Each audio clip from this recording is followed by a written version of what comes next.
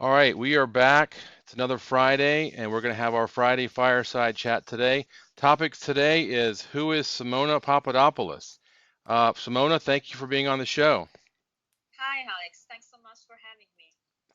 So, we were going to have you on last week, but you at the last minute, Anity asked for you to be on the show with George, so we had to reschedule this week. How was that being on Hannity last week? First of all, I'm happy to be with you today. Last week was amazing. I love this show, and it was a particular interview because there were something funny about it. We were discussing this honeypot to George in a moment in which I didn't know him. So Yeah. everybody was making fun of the description of this blonde bombshell while I was sitting right near next to George. It was hilarious, right? Because and Hannity felt the need to clarify, please, audience, George didn't know Simone at the time, and I found it very sweet. We're trolling about this honeypot, but actually it was very interesting interview because it shows that everything that George and I have been saying since a while, which is that intelligence tried to infiltrate Trump campaign, Western intelligence in connection with Clinton's probably Obama administration tried to infiltrate Obama. Trump campaign happened to be true, and the news came from the New York Times, who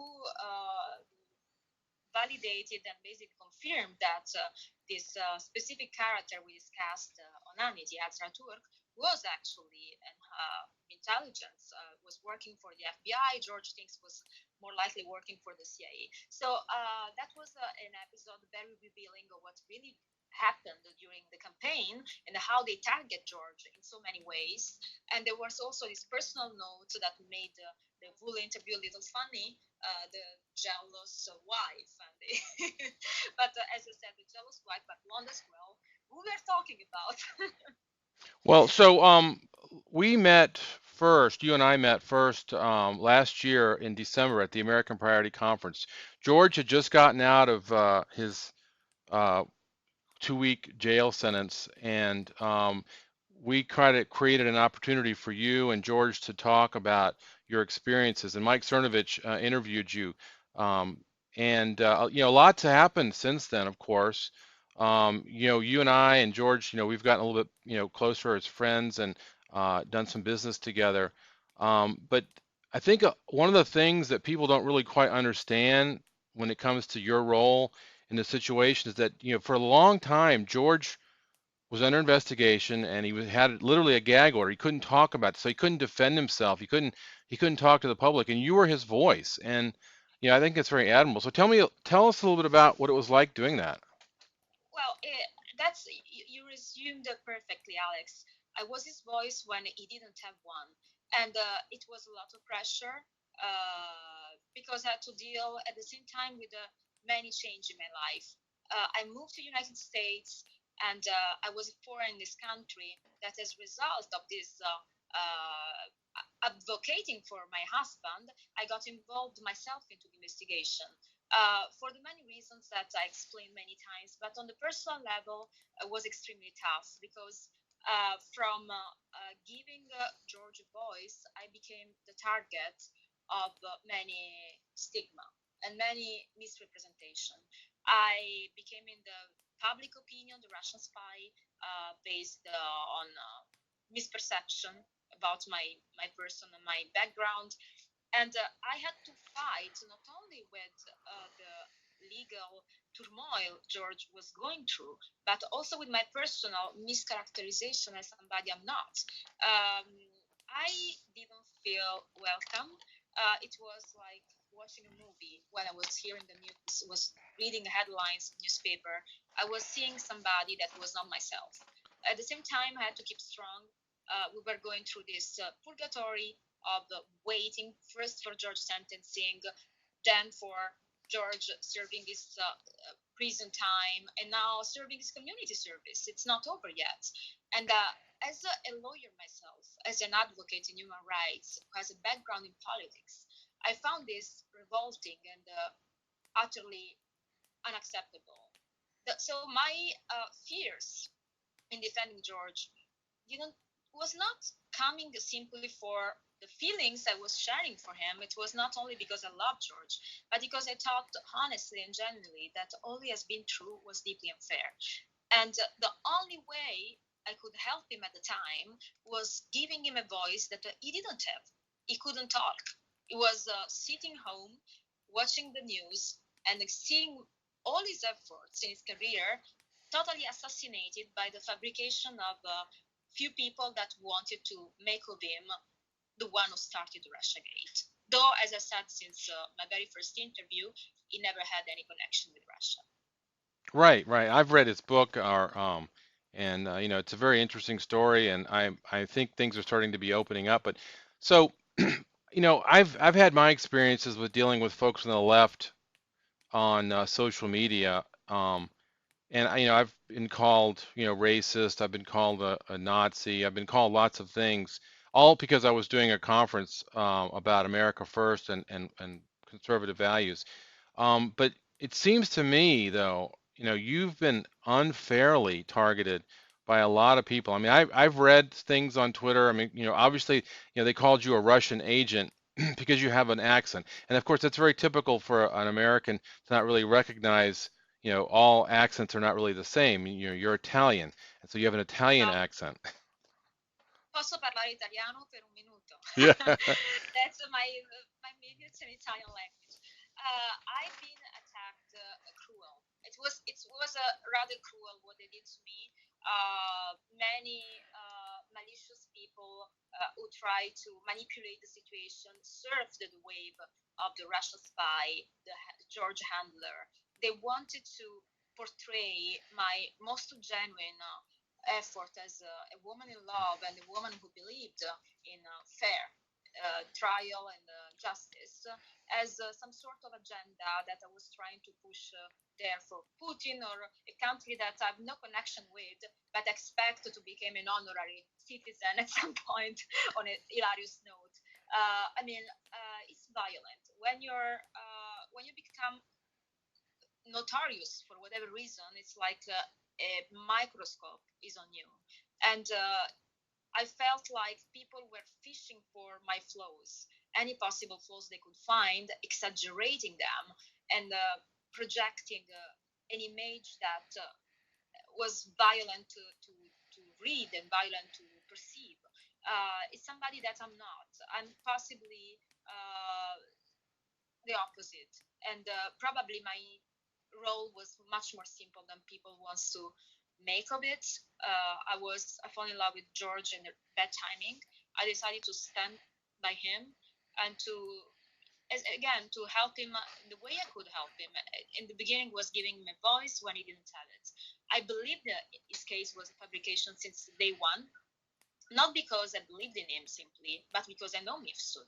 When the first time Mifsud was portrayed as a Russian agent, I knew Mifsud background, and I said, "Wait a minute, what we are talking about? You are going to plead guilty because of a meeting with a person that I know to have connection with Western intelligence and socialist circles in Europe." So I felt the moral duty to share my knowledge not only with American authorities, because don't forget I was interviewed by the FBI. I testified to the Congress and to the Senate of the United States. I thought none of these interviews have ever been released. My transcript is still confidentially somewhere, hold somewhere. So I think my media presence was where to share with the general public my knowledge, and I thought it was both a duty, moral duty I was complying with, and a support to the man I love. So it has been tough. It has been very tough, and again, I don't want to portray myself as a victim because I think I came out of this experience much stronger than I thought I could be. This helped me to better understand my boundaries, my tolerance for situation, and my spirit to fight unfairness. Well, yeah, So I mean, I think that's very admirable because, throughout the entire event, from start to finish, and it's really not over yet because you're still kind of being targeted by people. You've managed to keep your composure. You've been bullied by people, and I know that there's people out there that talk about bullying, online bullying, and it's a problem. But you were bullied, in a way that is a lot different than most people. You were accused of being a bad person because you were married to George. You were accused of being a bad person because you decided to stand up for him, and you used your knowledge about the situation to try to tell the truth. And so people were mean to you. There's no other way to say it. They just literally were mean. They made up stuff. They tried to, but the whole time you kept your composure. You were very professional in many respects, but you also, maintained your humanity throughout the process. And so, what is it that you do to try to help? I mean, this is a lot of stress. I mean, you just got married, which is a stress. Newlyweds are stress is a stressful situation because you're just sort of learning what it's like to be married. So you had that, and then you've got this major, 10 times the level of Watergate situation going on right now that you're right in the middle of, but people are targeting you in a personal way that can be very mean and hurtful. So tell me about how you cope. well, I am human, so I happen to be an enormous amount of stress. There I can. There are moments in which I felt to give it all up and just go back to my own country and my own environment where I could finally be who I am. Uh, I didn't give up because I felt, of course, first of all, because of George, I would never let him in this situation, and also because I said that I'm not the type of person who escapes situation, but they face them. Um, Day by day, I try to focus on myself to rebuild my career here, to try different paths to, you know, restore my identity. But this has not been easy, and being challenged every day by people that have no clue about who you are, but they pretend to spread misinformation about you. Don't forget, I had also so-called family members of George that reach out to news outlets to Hmm. serve. this wave of hate against me to probably maliciously portray me as somebody that is simply not good enough for their son. Or again, there is specifically another individual that I never met in my life, and she became the source of an entire chapter, two entire chapter of a book of this pseudo journalist. I don't even think it deserves to be named, but in which basically they write things that are completely hilarious. So they tried to assassinate me so bad that there are publications out there, not only articles, but an actual book written by somebody who is portraying me as this fake person, as mentioning a number of episodes that never happened and reported by somebody I never met. And it looks like a little bit a telephone game. Probably somebody called somebody, and in the family circle, they were probably gossiping about me all day, not having nothing better to do, and they end up doing something that resulted to be very dangerous for me. Because when this publication came out, in particular the Observer and Medium, in which it was written that my in-laws reported me to ICE for being a Kremlin agent, Hmm. I started to have that threats and my visa process paused. So in a moment in which I was in LA trying to get my social security number because I was working on a production, a huge production. So this created a complication that people are completely unaware of. And I think I touched the bottom of human indecency, because when you know you're lying and you try to target someone like me, whose sin has only been to decide to be by George, stand by George, marry him in the middle of the storm, and trying to do my best to rehabilitate his reputation and my reputation and our life together, finding myself to deal with immigration issue, reputation issues. And there is something I always say. When you read the press out there, all the negative comments about me comes from the same groupie of unrelated family members from George that start to talk about things they have no idea about, like my background. I never know anybody of them. I don't know who they are, but they seems to be confident enough to talk about my background and my reputation. But no one actually who know me and belongs to my life and belongs to my past ever came on the record saying anything bad about me. I think this is quite revealing. Yeah, it's usually people that, they're important to your life, that really have the most meaning to your life, and people that, aren't important to you, people that, don't know you, that say bad things about you. I guess people just need to realize that, they can't hurt you if you don't let them. So that's a good thing. So, we're getting, I guess, in a certain sense, the RussiaGate story is sort of coming towards an end, and we're starting to see a light at the end of the tunnel. And so I think people would like to know more about you, going forward. So you're from Italy. What part of Italy are you from? I come from a city called Caserta, which is nearby Naples, where the royal palace of the King of Naples used to be. Okay. So it's literally, it's not a suburb of Naples, but it's really next to this wonderful city nearby the sea, dominated by the Vesuvio. I just love my country so much, and I think it's one place that absolutely to see in life, to visit in life.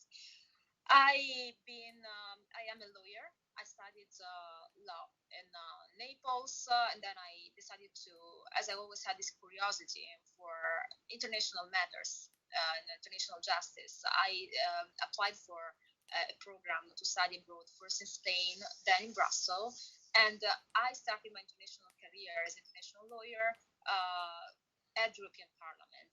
Uh, and the European Commission. Before actually starting working there, I was an internship, in a trainee at the European Parliament for 6 months at the unit of communication and at the European Commission and the energy department. So energy policies of the European Union under Raffaele Liberali.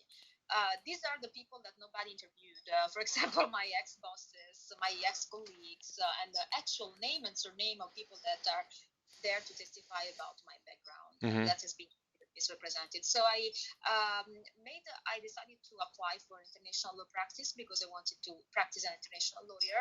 And I had a big chance to be accepted as a trainee by a law firm in Washington, Meyer and Brown.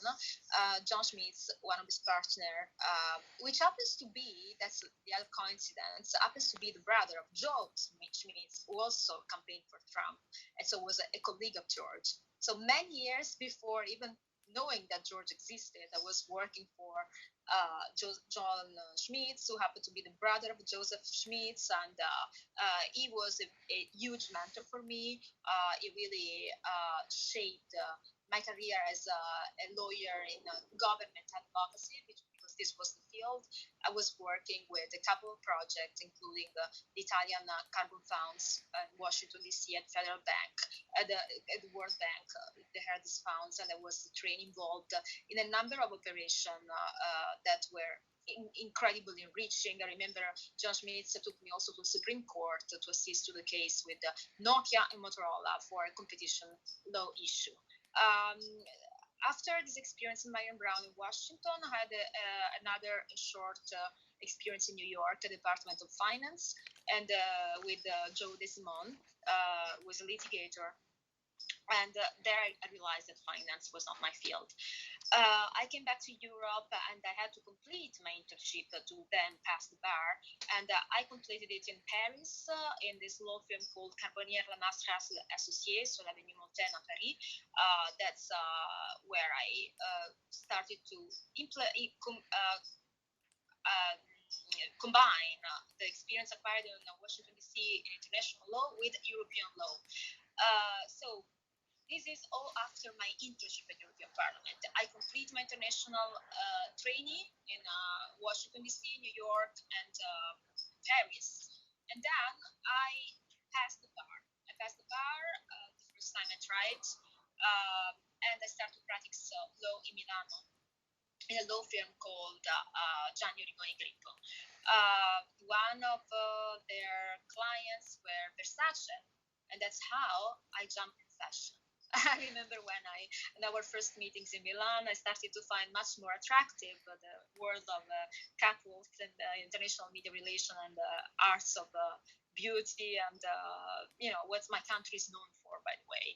So I decided I was still too young to become a full-time lawyer, and so I took this course and because I started to work for Versace in a purely fashion capacity. So from Milan, I went to Paris for 1 year, working in Avenue Montaigne. We did photo shooting, catwalks, dealing with media, magazine, and all these kind of things.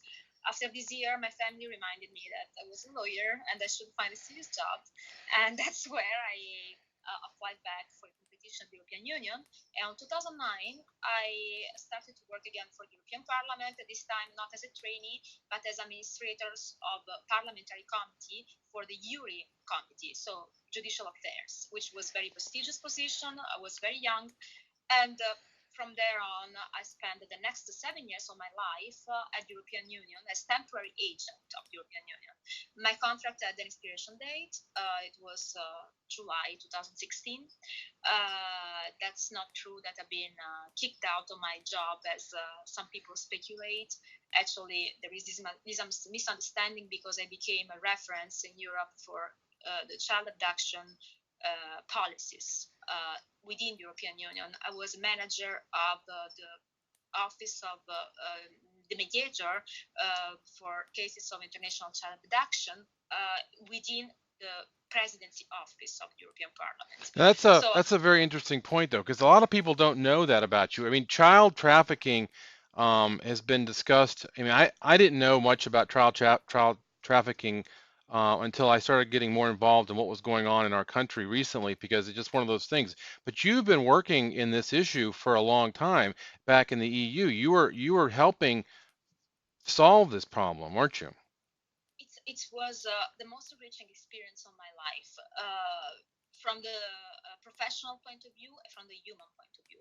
Professionally, because I really achieved to become a reference in this field. I had a lot of visibility Hmm. managing this office, which activities were basically not only dealing with cases of child abduction and child trafficking, but also boosting policies all around the world to improve the connection between central authorities in charge of the return of the children abducted, to make them more effective. By example, the legal instruments that apply cases of child abduction on basically two: the Hague Convention 1980 on civil aspect of the international child abduction, and we are talking about parental abduction. So the situation in which two people of different nationality get married, they have children, and then one of them decides to return to their country without the consent of the other parent. This is technically considered parental child abduction. So still is a crime, but legally we are focusing on the civil aspects of this crime. Hmm. Now, when a situation like that happens, the best way to return the child is to coordinate with central authorities of the country where the child has been abducted. Hmm. Central authority normally is the Minister of Justice or can be the Minister of Foreign Affairs. Hmm. Now, when the country concerned is signed the convention, it's easy to put in place this procedure. But unfortunately, there are many countries that didn't sign the Hague Convention of 1980 on civil aspect of international child abduction. That's where returning the child becomes particularly difficult. In particular, I was working on Muslim countries. That's where we experienced the most of difficulties, and that's where most of the time parents tend to abduct the child because they know there is no immunity system to Right. achieve the proper return. I was working on a model of laws. I work with the John Hopkins University in Washington with Professor Matar. I contributed to write this case study to improve legislation and coordinate registration all over the world. Because at the European level, the instrument applies the Brussels to this regulation, which includes only the European countries, the member of the European Union. But at a more general level, the Hague Convention is I would say, the killer instrument to give a solution to those cases. I both work on policy making. And I traveled a lot with European Union to share European policies, build case studies. As I mentioned, my work with the John Hopkins University, but then also we went to Lebanon to try to negotiate access to the convention and try to deal with one real problem, which is the Sharia law today applied in most of the Muslim country. That is definitely something that prevent them to access by the rule of law instruments like the Convention. So there are dramatic situations, very dramatic situation. Losing your child and not being capable to see your child for years can be extremely painful and draining. And the fact that I was working both on the cases and both on the policies Hmm. was an incredible combination to help improvement of the situation. And we had some achievements. For example, when diplomatic, I did a lot of diplomatic work with Israel too, just to help this child to be returned, because this becomes a diplomatic issue Hmm. when we have two jurisdictions that claim authority. So I am the one competent to decide in this case. I am the one competent to decide in this case. International laws interfere to decide the competence, jurisdictional competence, and also implementation of international instrument. So when I left the office of European Union, because the office of the mediator, I didn't leave the European Parliament. I was assigned again to the Juri committee at the time, which was very interesting because we were negotiating the Brexit. It was the time of the referendum for the Brexit. My boss at the time was Robert Bray, an English national, and so there is this mischaracterization that I was being kicked out by the office and then kicked out by European Union. No, that's not what happened. My former boss decided to work with somebody else, which was completely right to do because she was the vice president and she wanted to. My contract was about to expire anyway, so I was going to be replaced anyway. As she decided to work with this person. Now, the parents that were used to deal with me wrote a letter of complaints to the President of the European Parliament saying that I was taking care so well of their cases that they were not agreeing with the decision of replace me. But institutions should never be personalized. I was a functionary, a diplomat, an administrator in this position, and this position are replaceable. What we should trust is the institution first. But I'm very happy of the recognition these people gave me. I'm very satisfied about what I learned and how I could give back in this position. When I left on July, and that's where the story becomes interesting, is where Mifsud, who I met before, offered me a position in London. As they said, okay, your contract with the European Union is expiring. Mif said that you have an incredible profile to work in diplomatic relations, and I want you to join the London Center, where I'm a director, together with Najibris. The rest of the story, I think everybody knows. What I don't know is that I left the London Center after only 3 months because, of course, this was extremely shady. I really feel I was involved in a number of operations that I finally decided not to take part of, but they were extremely suspicious. And maybe, who knows, I interrupted an incredible spy career.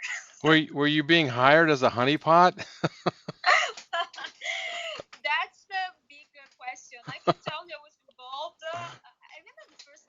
That's a very interesting question because I remember I was coming from the EU, and the first meeting I had through these people was with these Arab sheikhs from the Middle East, and I was supposed to push them to sign a deal. And I said, why on earth I've got this sort of expertise? It's not my expertise. Why you bring me with this sheikhs who, are looking at me not as a professional, but as, I don't know, something else. And I remember I felt so uncomfortable. Yeah, And yeah. I felt extremely uncomfortable. Now I laugh about it. But it's fascinating because then that's the beginning of the start of the new chapter of my life. That's where George and I started to talk. He reached out to me, and then and then we finally met in April, and then his incredible immediate love story changed my life completely. But at the time, I was in a very specific place because when I left the London Center, I decided to capitalize my experience at the European Union to work as a lawyer in child abduction, and I became the spokeswoman of an association. I'm still a spokeswoman for this association group Europe called the Child Abduction Slovakia, because Slovakia apparently is one of most problematic country as European Union when it comes to implementation of policies to return the child. Well, so basically what I'm gathering from you is that you are an incredible role model for any woman who is thinking about, having a very diverse career. But there's also things about you that a lot of people don't know still. And I'm gonna bring up a website real quick here to show some art. And so Oh, this is these are a couple of pieces of art. Let me see if I can't make it bigger on the screen here. So this is your first one. It was called La Femme. Do you remember when you made that? yes, there is a story behind this painting. I remember I was working for the European Parliament, and one of the vice quaestors at the time in the presidency office, an incredible Irishman. His name is Jim Higgins. He used to be minister in Ireland back on time before joining the European Parliament. He said he saw something on my computer. He said, "Simona, do you paint?" And I said, "Yes, I do. It's my hobby. As I do hobby, at the time I was taking acting class, I was painting. I always had this duality in my personality: the serious lawyer and then the artistic oxygen, trying to take it somewhere else." And then he said, "You know what? It's very interesting. You know what I want to do?" He told me, "You inspired me to create within the European Parliament an exhibition of staff members that have the same hobby as you do. So help me organize this exhibition."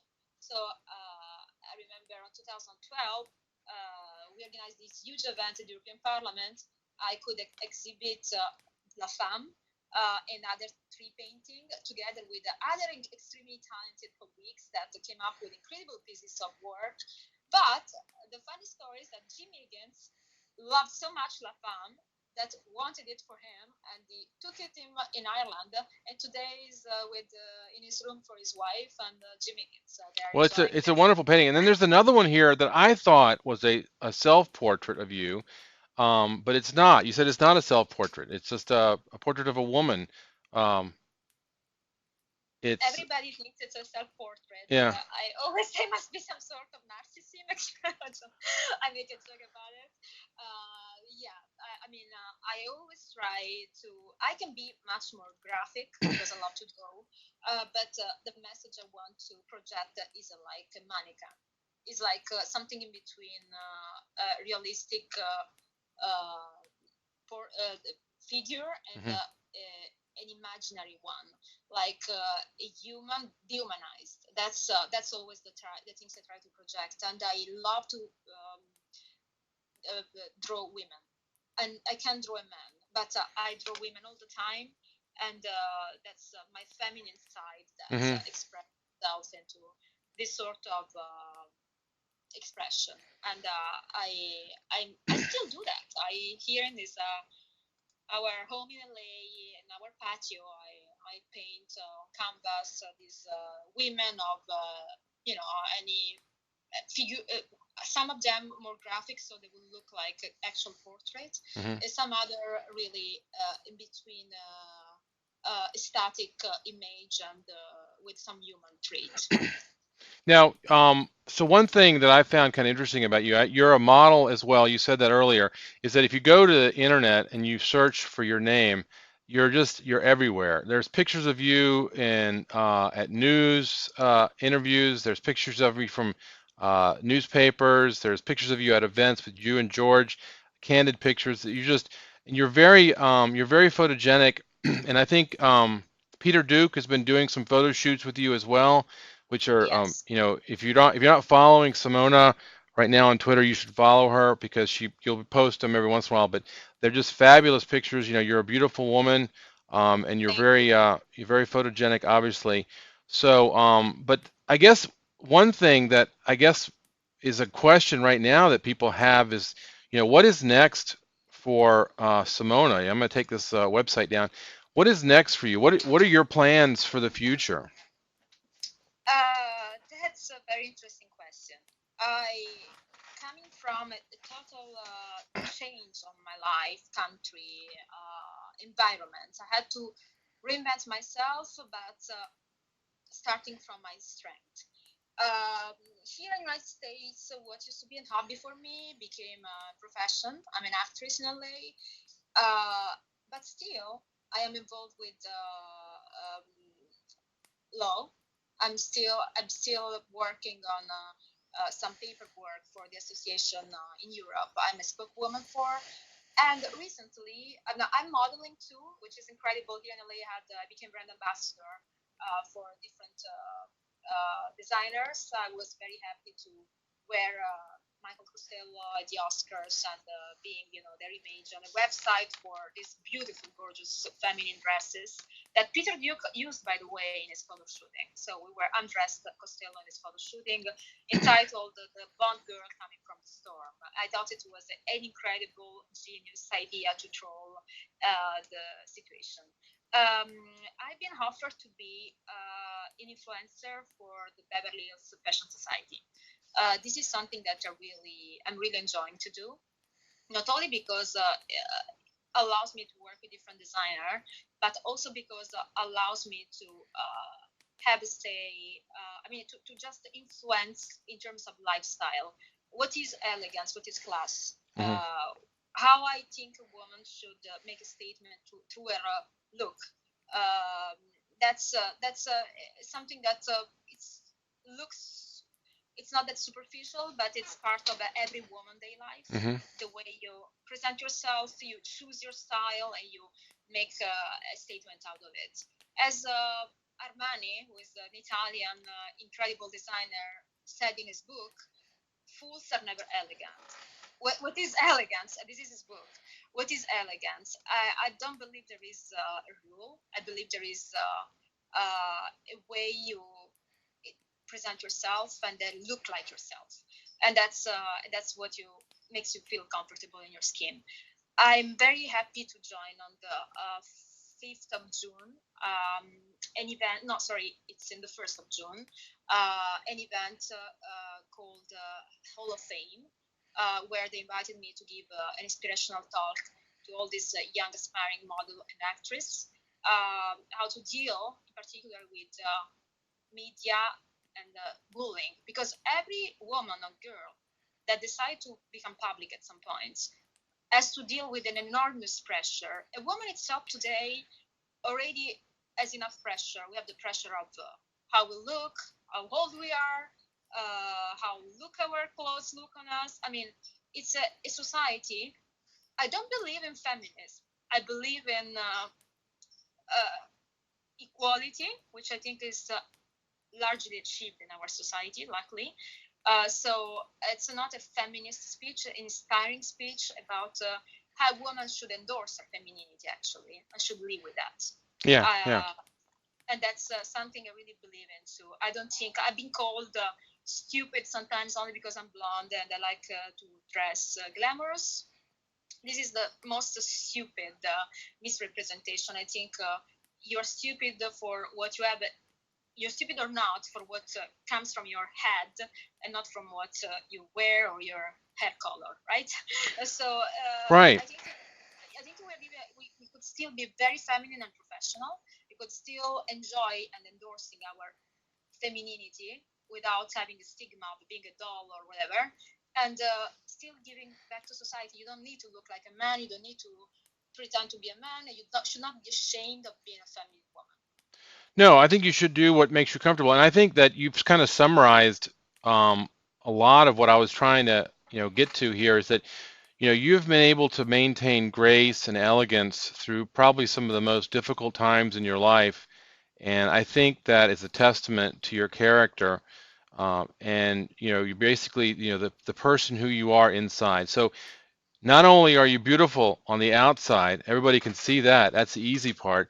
But the thing that people don't see is that you're also beautiful on the inside because of your Thank you. strength and your integrity and your elegance and your ability to navigate some of the most difficult things I think anybody's had to deal with. And I really envy you for that. Now, Thank you. as we come here to the end, we're having our conference again this year. We're going to have it down in Florida at the Trump National in Doral, October 10th through the 12th, and we're planning on having you there as part of the event as well. George is going to be there, but you're Absolutely. going to be doing your own thing. We're going to have you, if you're into fashion, so we're going to have a fashion show, and we're going to have Oh you my be God. part of that.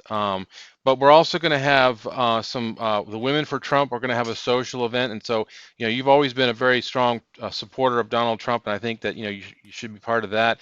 And anything else that comes up, we're still kind of developing the agenda. But if people want to come meet the real Simona, they should come to this event and meet you. Absolutely. And thank you so much for making both of us part of it. Both George and I can't wait to join the event. And myself, as you said, I will be able to show up in my different lives. As somebody said, sorry, do you see me? Oh I no, got there it. you go. There you go. Okay, sorry, got it. So both George and I, we are so excited to join it, and I find it particularly charming because, as you said, I will come in the fashion show. Sorry, do you see me? I got a call again. I don't know. It's there's somebody calling me, and also it's Women for Trump, which is absolutely incredible initiative, and I can totally. I mean, I met a few of the people making part of that, and I was very much inspired by these women. And also, it's for both George and I, something I really wanted to say. The American Priority Conference is an historic moment in our life. You hosted us the same day George came out of federal prison. You were the first to hear from his voice. His experience in a moment was physically and emotionally draining. And you helped us to, it was our first step to rehabilitation, because when you can talk, when you can express yourself, it's the first healing process. the first step of a healing process. So giving back for George to the country, I think is really an hero for the way he exposed something that is much bigger than him, but much bigger than me, much bigger than us together. And doesn't matter if we really had a moment of incredible pressure in our relationship, but our bond is still is came out stronger. And we always say that it's from pressure that you create diamonds, and that's how I see my relation with George as a diamond. Well, that was one of the goals of the American Priority Conference. We support free speech, to start with. That's the First Amendment, and we're doing it by supporting uh, what some people might call the alternative news or citizen journalists or what some people even call the real news today. And so we're I love doing it. We're doing it like that. We're trying to help bring people together. And I found, one of the things that I found, having been part of other conferences in the past, is meeting people from other parts of the country and making new friends. And of course, you and George are now my friends. We work together, we do business together, but we are also friends, and I care about you both, I, because I wouldn't you have do been some of the there for things. us and Yeah. everything, And and so, we really appreciate that. I mean, you are, as I said, the best people we happen to meet here, yeah. and you know us for who we are. You met us in our good moments, but also in our bad one. And I said it's pretty representative that we met right after George came out of prison, and we found a family. You're the only one American Creative Conference who gave us a wedding ceremony. That We was will never fun. forget it. We will never forget it. We were exhausted, drained, but we were at the end of the after prison time. All the path is up right now. Yeah, So everything is going to thank get God better. everything is getting better. Um, But this was, the the we were the lowest of the low. Like really coming from this 2 weeks in Wisconsin where I was in this hotel waiting for George and going to visit him in the federal camp, and I had this some of his inmates when they saw me approaching uh, the gate where I could see George. I said, "Oh, look, the spy wife, the spy wife." So well, we brought some entertainment in a sad yeah. way, but as I said, when God's give you a lemon, make a lemonade. In life, you should always be able to laugh also about tragedy sometimes. Amen to Uh, that. Amen to that. Hey, they have the we have best lemonade in Sorrento, don't they? Oh, amazing! That's why I like this. We have the best gorgeous lemon in the world. I can't wait to go back to my country and show how much of an Italian I am. Yeah. When I will post a picture with a huge lemon and the torta limone from Sorrento. All right. Well, great. Well, look, You if are Italian too. yeah, my mother is from Marina di Carrara, so I have a lot of Italian in me. My dad is mostly American, but the family comes from England. Previously, I guess a lot of people do, um, but yeah, I grew up with an Italian mother, and so I feel like you and I can relate a little bit better just because I have that a little bit of experience with Totally. the Italian family life, and I understand, you know, Mediterranean. I understand the shock of coming from Italy to America because my mother had that same problem.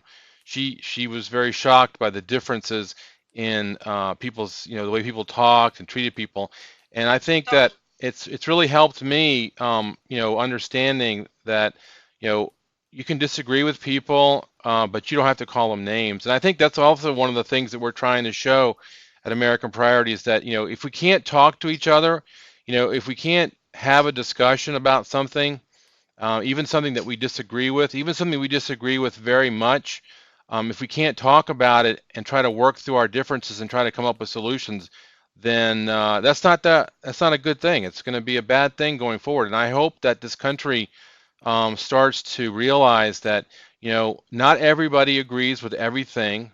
You know, I don't have to agree with you on everything, but I think that Totally. most people agree on about 80% of most things, and we have to find common grounds so that we can have an anchor or a foundation to start working on those things that we don't agree with. Um, Totally agree. I Absolutely. I have a story about, dealing with somebody that I know disagreed with me. I was at the Deplorable the night before the president's inauguration, and so that was like, that was literally the total right side, extreme right group, Deplorable. And afterwards, we walked across the street to a bar, and a lot of the people came, and I had a choice. I could go sit with more people that were I was just with, or I could sit with somebody that I could tell wasn't with us. And it was this group of people, and one of the ladies in the group had a shirt on that said, "Not my president." And so I figured, well, I'll go have a discussion with her and see what we can do, And so Good we luck. we no, it was a great evening. I had me and Oh, my friend and perfect. I had a good time that night. We had some good discussions, but that's the key. We started off the Communication. conversation. Obviously, you don't like Donald Trump, so let's not talk about that. Let's talk about what we agree on. And we just literally spent, I guess, an hour and a half, almost 2 hours, trying to figure out how many things we agreed upon as two people that politically were against each other. And Amazing. and we found that we agreed on a lot of things. And I think if most people start to realize this, that if I believe that we should have a border wall, that doesn't mean I'm a racist xenophobe. Okay? Totally. It just means that's what I believe in, and I've got my reasons for that. And if you got your reasons for believing that it's not true, then that's fine. I just think we should talk things out. But I think that you have shown grace under pressure. I think that you could have, lashed out on some of these people and called them names. But I think that, you've been a good example. I think a lot of people should take note and use you as an example of how, to move forward with this very divisive world we're living in, and see if we can't bring it back. Totally agree with you. I think the key is really be able to communicate and not using empty insults every time a disagreement happens. Right. The insult doesn't tell me anything about your opinion. It just tell me much about your character. Yeah. Somebody who use I don't know you oh how I had people telling me, oh my god, how can you be married or even dating a Trump guy? Excuse me. I mean, this is how far the brainwashing work. You don't see people as people. You attach to people a pre idea, like a priori, like a stigma that you have Yeah. in your Yeah. brain. Yeah. And when I was out there helping George exposing the truth, I became the target of many liberal media because they thought I was working against their narrative while I was working pro the truth. And the truth in the end should be what everybody agrees on. When we talk about deep state target, George Book, it's not about propaganda for Trump or propaganda for any political agenda. It's experience of a human being through the deep state and through this incredible, scary number of setup. They're facts. Everybody can do whatever they want with facts, but we all should agree that the truth and the justice should come before any political agenda, independently by the. And I'm the crew of that. I was not involved with American politics, of course. I come from Europe, so I'm not a I wasn't I'm not a voter in this country Yeah. at the time. Was not. So why would I have this need to work for anyone's agenda? I just believe in my what I believe, and I think it's pretty funny that everybody's talking about this fabrication, the Russia Gate during the full presidency, but nobody talks about the president itself. And I think it's pretty impressive what he did with foreign policy and economy. This from my personal point of view. So I think that we are saying like we have the wrong targets all the time, and they attack me to make me look like somebody who doesn't deserve any credibility simply because from my mouth they were coming information that were unmasking all this plot. Mifsud is no Russian agent. I know him, and I will scream it loud. Nobody will stop me from doing that. Amen. All right. Well, look, it was good talking to you. I'm sure I'll be talking to you again soon. Thank you. But you have a good day, and we will go ahead and end this broadcast now. Until next time. Thank you, everybody. Thank you so much, Alex. Thank you. Bye.